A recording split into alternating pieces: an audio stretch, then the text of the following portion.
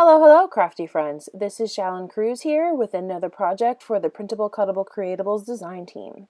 What I am showing you today is my materials. I'm starting off with my photos for my scrapbook layout, and I pre-printed all of the elements that I was going to need, and I left them all on separate mats so it would be easier for me to figure out what was what when I go to assemble. And this is the piece de resistance. This is the cute spider in web. What I did was I got rid of the cute spider, sorry fella, and I just used the web. And what I did was I created a stencil by cutting it out of an old silhouette mat. And this is the first time that I've ever done it personally, but I have, seen videos of people who have done it before, and I decided I wanted to give it a try. And what I loved about it, as far as using it as a stencil, was that it was still slightly tacky on the one side, so I didn't need to use any other tape to kind of keep it from shifting. The tack was just enough to keep it in place. So what I wanted to do here was create a spooky kind of effect in the background. So I am using some distress ink in black soot to fade out and to blend that color into the cardstock there. And it took me a little while because I'm used to working with distress oxides. I kind of forgot how inks work, but it came back to me. It's like riding a bike. So I started to, just fill in all the pieces, making sure to hold my stencil down because, there was a nice tack, like I said, but it wasn't perfect. And I wanted to really get that smoky kind of effect going on in the background. And then in just a second, you're going to see the reveal. I just wanted to touch up some pieces there. And I absolutely love how it came out. Ta-da! Okay, so I took a moment and I cleaned my art mat and I put it back down because I decided I wanted to use some black splatters. And there I'm showing you I am using my paint from Shimmerz Paint in Crow's Feet, and I watered it down, and I am just adding some black splatters there. It's actually a really, really fun product that comes in little paint pots, and I find it really helpful for scrapbooking. And I have actually even used those paints for painting some like wood decor in my home as well. And then I just dabbed up the extra splatters that were a little bit too thick with paper towel. Now here you are going to see me assemble, and if you are familiar with Shimmerz has super fast sticker mode.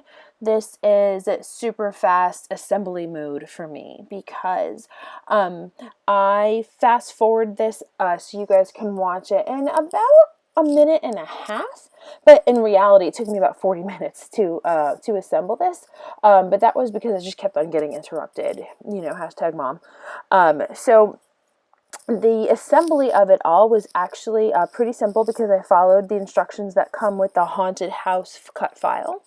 And I decided for those gray stairs at the bottom that I wanted to give them just a little bit of dimension, which is hard to see here on the camera, but in person it came out really good because I just lightly aligned the edges with some distress oxide in hickory smoke.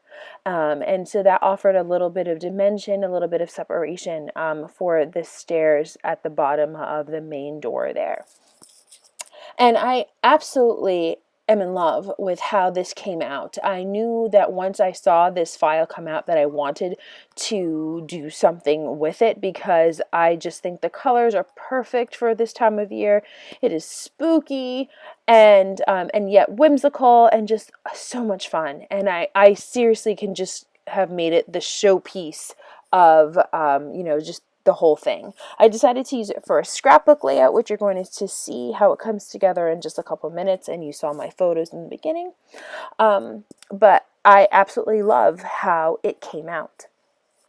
So what I'm doing here is I am just drying up a few of those splatters that kind of dropped a little heavier, and with my heat gun. And then I wanted to add a little bit of dimension before layering the house, so I also included the spooky tree cut file, and I cut it twice, and then I actually mirrored it because I kind of liked how this spooky tree was kind of bent, and I wanted them both to be bending in towards the house. Right here I'm assembling the two gates that flank either side of the house, and then I go through and I assemble everything, and I glue it down and make sure that it's there. And I also like the moon and how the moon seems to pop off the background that I made with the stencil. Unfortunately, like I said, you don't get to see the spooky trees too much after everything is said and done, but I do like the bit of interest that the scraggly branches tend to give this scrapbook layout, especially up against the orange matting that I use for the photos. And I thought that the gating would be great to kind of show that they're like, ooh, they're trapped in the haunted mansion.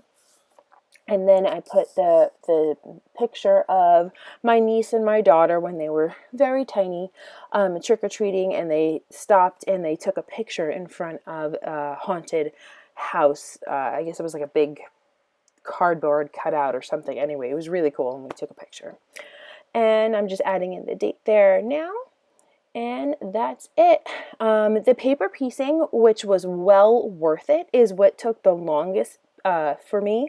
Everything else really came together relatively quickly. Here you see a picture of our Disney princesses for that Halloween, and you have some close-ups of the blending and the splatters and how they provide a really nice contrast to the brights of the cardstock and just the whole mansion itself. And I just love the way the moon is there as well and how it pops out. Thank you so much for watching. Any questions? Put them in the comments. Bye-bye.